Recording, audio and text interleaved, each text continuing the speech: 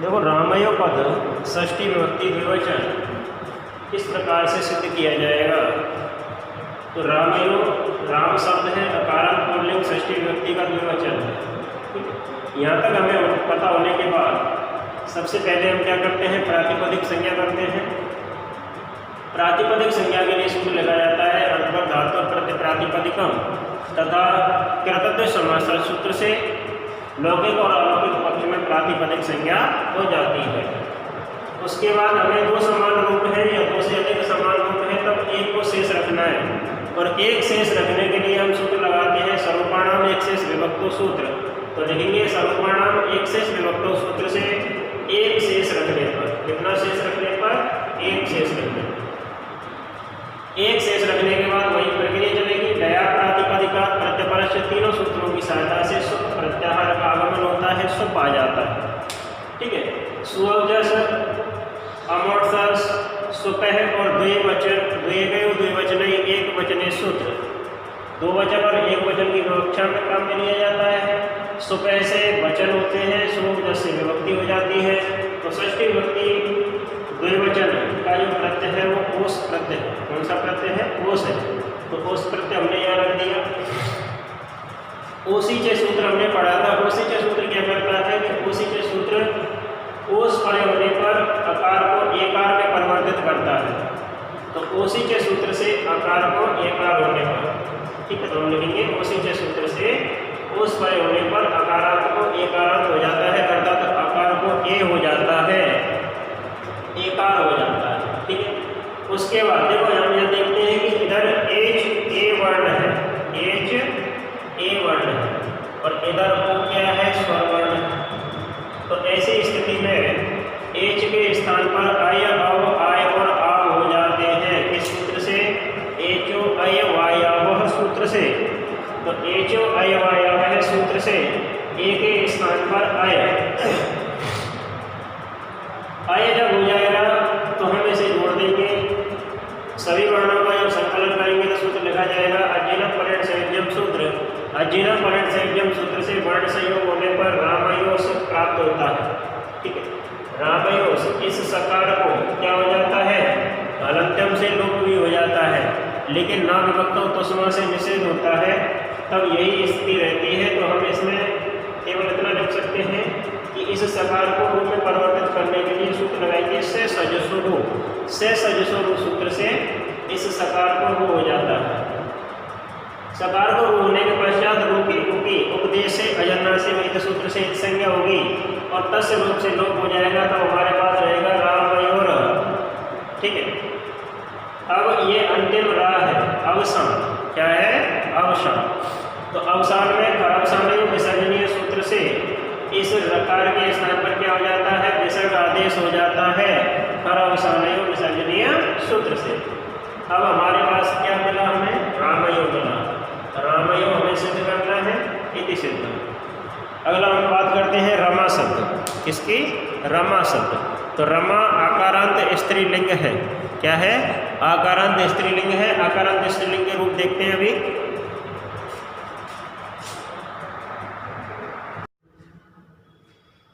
हाँ, तो अकारांत पुल्लिंग शब्द की सिद्धि हो जाने के पश्चात अब हम बात करते हैं आकारांत स्त्रीलिंग रमा शब्द के विषय में।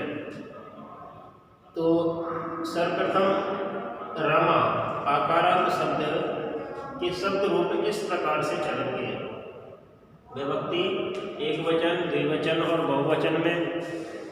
प्रथमा विभक्ति में रमा रमे रमः, द्वितीय विभक्ति में रमां रमे रमः, तृतीय विभक्ति में रमया रमाभ्याम रमाभिः, चतुर्थी विभक्ति में रमायै रमाभ्याम रमाभ्यः, पंचमी विभक्ति में रमायः रमाभ्याम रमाभ्यः, षष्ठी विभक्ति में रमाया रमयोः रमाणाम्, और सप्तमी विभक्ति में रमायाम रमयोः रमासु, और संबोधन में हे रमे हे रमे हे रमा। इस प्रकार से रमा आकारांत स्त्रीलिंग के शब्द रूप चलेंगे। अब सबसे पहले रमा शब्द की सिद्धि करने के लिए जो सूत्र है वो प्रयुक्त में लाया जाएगा। हलड्याभ्यो दीर्घात् श्रुतिस् प्रकृतम हल, हल्याभ्यो दीर्घात सुतिष्ठ प्रक्तम हल, ये क्या कहता है कि हल वर्ण दयंत यानी कि इकारांत और आबंत यानी कि आकारांत शब्द यदि विद्यमान है जिसके अंत में हल वर्ण हो, डयन डय से मतलब है ईकारांत यानी कि बड़ी दीर्घ ईकारांत शब्द हो, आप से तात्पर्य है आकारांत शब्द हो, तो हलंत अंग से दीर्घ डी अथवा आप जिसके अंत में हो उस अंग से परे अर्थात उसके बाद यदि सु ते से प्रत्ययों के अप्रक्त हल का लोप हो जाता है। अब अप्रक्त हल क्या होता है? तो अप्रक्त हल एक संज्ञा है जो अगले सूत्र में बताया जाएगा।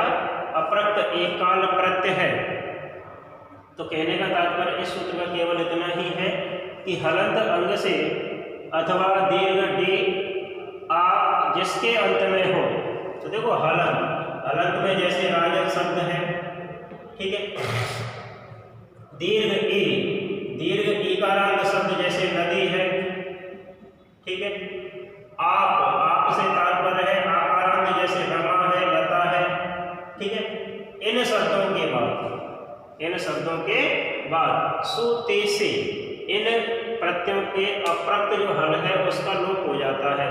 तो इस सूत्र का कहना है कि हलंत शब्द इकारांत या आकारांत शब्दों के बाद सु से बचने वाला, सु यानी कि सु प्रत्यय होता है सुओजस प्रथमा व्यक्ति का एक वचन, तो सु प्रत्यय से बचने वाला सकार, ती से बचने वाला तकार या सी से बचने वाला सकार हो तो उसका लोप हो जाता है। तो ये सूत्र क्या कहता है कि सु प्रत्यय में से बचने वाले सकार की, ती प्रत्यय से बचने वाले तकार का और सी प्रत्यय से बचने वाला सकार का लोप हो जाता है। अब अप्रक्त किसे कहेंगे? तो इसके लिए सूत्र है अप्रक्त एकाल प्रत्यय।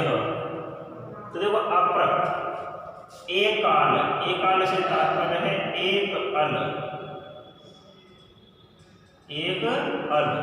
अल से तात्पर्य है स्वर एवं व्यंजन वर्ण, सभी स्वर और सभी व्यंजन अल कहे जाते हैं। सभी स्वर और सभी व्यंजन का कहे जाते हैं, अल कहे जाते हैं। क्यों कहे जाते हैं? क्योंकि प्रथम माहेश्वर सूत्र आई और प्रथम माहेश्वर सूत्र आई और अंतिम माहेश्वर सूत्र है हल, ठीक है। तो आ से लेकर ला अर्थात प्रथम माहेश्वर सूत्र से लेकर चतुर्दश माहेश्वर सूत्र तक जितने भी वर्ण हैं वो सब अल प्रत्याहार के अंतर्गत आते हैं। किसके अंतर्गत आते हैं? अल प्रत्याहार के अंतर्गत आते हैं। तो अल प्रत्याहार से तात्पर्य है समस्त स्वर वर्ण और समस्त व्यंजन वर्ण अल प्रत्याहार कहे जाते हैं। तो इस सूत्र का कहने का मतलब है कि एक अलरूप प्रत्यय अप्रक्त संज्ञक होता है, अर्थात एक अलरूप प्रत्यय केवल एक ही रूप है जहाँ अल का अर्थात वो स्वर हो या व्यंजन हो एक ही रूप है, तो उस प्रत्यय की अप्रक्त संज्ञा होती है। और अप्रक्त संज्ञा होती है तो दीर्घात सुतिष्ठ प्रक्तम हल सूत्र से लोप हो जाता है, ठीक है। तो अगर पूछा जाता है कि अप्रक्त संज्ञा किसकी होती है तो हम लिखेंगे एक अलरूप प्रत्यय की अप्रक्त संज्ञा होती है। अल क्या होता है? समस्त स्वर और समस्त व्यंजन वर्ण अल प्रत्याहार में आते हैं, क्योंकि प्रथम माहेश्वर सूत्र से लेकर अंतिम माहेश्वर सूत्र तक के जितने भी वर्ण हैं वो सब अल प्रत्याहार में समाहित हैं, ठीक है। तो सबसे पहले अप्रक्त संज्ञा समझ गए होंगे कि अप्रक्त संज्ञा किसकी होती है। तो हमें लिखना है एक अलरूप प्रत्यय की अप्रक्त संज्ञा होती है। तो अल प्रत्याहार के अंतर्गत समस्त स्वर और समस्त व्यंजन वर्ण आते हैं।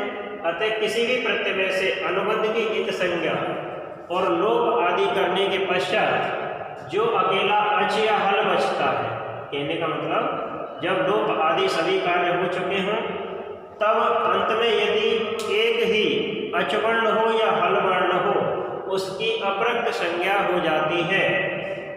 जैसे हम देखेंगे कि रमा प्लस स, सु प्रत्यय का स बचेगा, सु प्रत्यय का सकार बचेगा। कब बचेगा? जब हम रमा शब्द प्रथमा विभक्ति एक वचन की सिद्धि करेंगे तब, ठीक है। तो रमा प्लस सु का क्या बचेगा, सकार। तो ये अकेला है, कैसा है, ये अकेला प्रत्यय है, तो इसकी क्या हो जाएगी, अपरक्त संज्ञा हो जाएगी। अपरक्त संज्ञा किस सूत्र से होगी, अपरक्त एकाल प्रत्यय सूत्र से सकार की अपरक्त संज्ञा हो जाएगी। और अपरक्त संज्ञा होने के बाद इसका लोप हो जाएगा किस सूत्र से, हृदयाभ्यो दीर्घात् सुतिस् प्रक्तम हल सूत्र से सकार का लोप हो जाता है। और लोप हो जाने पर हमें रमा शब्द की सिद्धि प्राप्त होती है।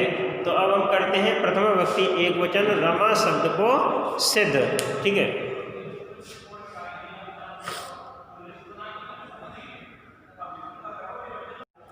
हाँ, तो रमा आकारांत स्त्रीलिंग प्रथमा विभक्ति एक वचन को किस प्रकार से सिद्ध किया जाएगा। तो देखो रमा आकारांत है, ठीक है, आपंत है, इसलिए इसको क्या नहीं किया जाएगा, इसकी प्रातिपदिक संज्ञा नहीं होगी। क्या नहीं होगी, प्रातिपदिक संज्ञा नहीं होगी। और प्रातिपदिक संज्ञा नहीं होगी तो डयाम प्रातिपदिका प्रत्ययपरस्य सूत्र से इसको प्रारंभ किया जाएगा। अर्थात अर्थवत धातु प्रत्यय प्रातिपदिकम और कृतज्ञ समासा सूत्र का प्रयोग यहाँ पर नहीं होगा रमा शब्द की सिद्धि करने के लिए। तो हम प्रारंभ करते हैं रमा, प्रातिपदिक संज्ञा नहीं होगी। प्रातिपदिक संज्ञा नहीं होगी तो सीधा सुख प्रत्याहार अर्थात सुख प्रत्यय जोड़ा जाएगा। और सुख प्रत्यय जोड़ा जाएगा तो सूत्र लिखेंगे हम दया प्रातिपदिका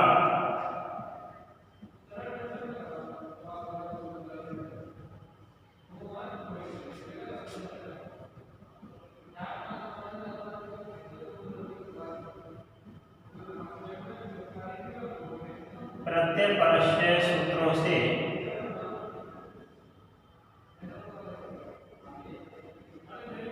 की सहायता से सुख प्रत्याहार या सुख प्रत्यय करने पर दया प्रातिपदिका प्रत्यय परस्य। इसके बाद हमें पता है कि यह प्रथमा विभक्ति एक वचन का है और प्रथमा विभक्ति एक वचन का है तो प्रथमा विभक्ति एक वचन का प्रत्यय है सु, ठीक है। तो सुप्रत्यय लिखने के लिए हमें सबसे पहले क्या लगाना है, स्वौजस अमोट्सस,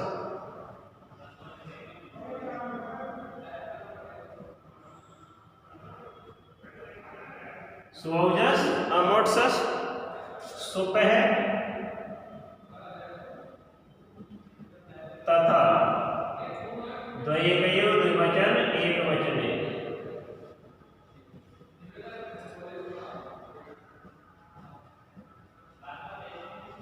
द्वयेकयो द्विवचने एक वचने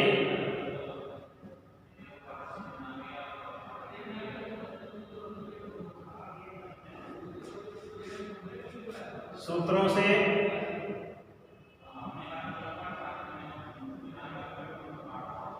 प्रथमा विभक्ति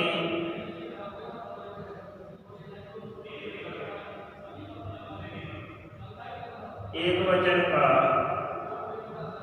सुप्रत्यय करने पर तो सूत्र लगेगा स्वौजस अमोट्सष्टाभ्याम्यस द्वयेकयो द्विवचन एक वचने और सुपह सूत्र से क्या हो जाएगा, सुप्रत्यय हो जाएगा। सुख प्रत्याहार से सुप्रत्यय ले लिया जाएगा, प्रथमा विभक्ति एक वचन का सुप्रत्यय, ठीक है। उसके बाद क्या करते हैं हम कि रमा प्लस सु में से रमा प्लस सा, यहाँ पे सूत्र लिखेंगे उपदेशे अजनुनासिक एत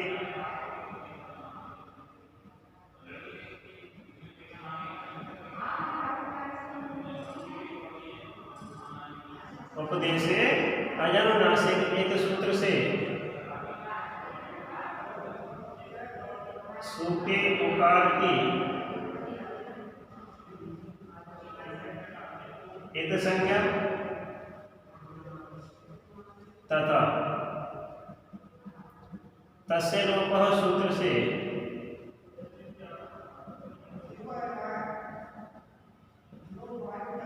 तस्य लोप है सूत्र से लोप,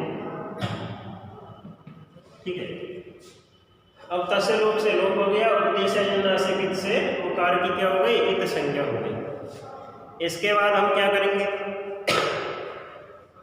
इस सकार को यहाँ से हटाने के लिए कौन सा सूत्र लगाएंगे, अप्रक्त एकाल प्रत्यय से अप्रक्त संज्ञा। तो हम लिखेंगे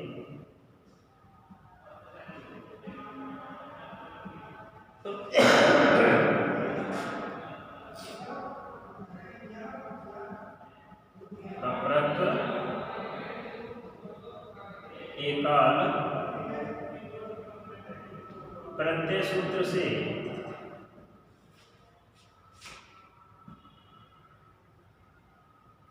सु से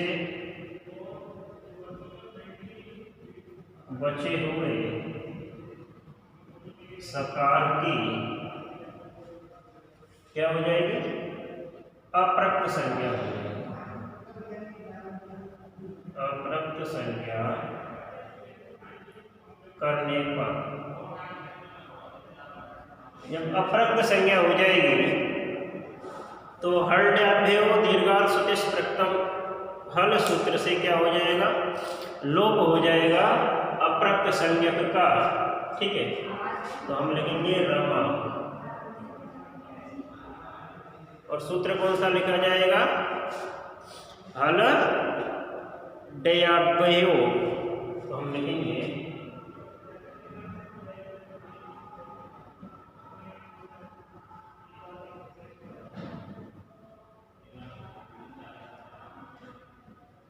सूत्र से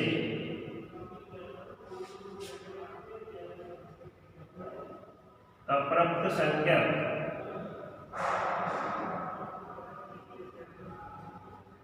सकार का लोप प्राप्त होता है। ठीक है, तो अप्रक्त संज्ञा होने के बाद हल्ड्याभ्यो दीर्घात सुतिस् प्रक्तम हल सूत्र से क्या हो जाएगा, अप्रक्त संज्ञक का लोप हो जाएगा। और अप्रक्त संज्ञक का लोप होते ही हमारे पास स्थिति बचेगी क्या, रम, और यही हमें सिद्ध करना है। तो लिख देंगे हम क्या, इति सिद्ध।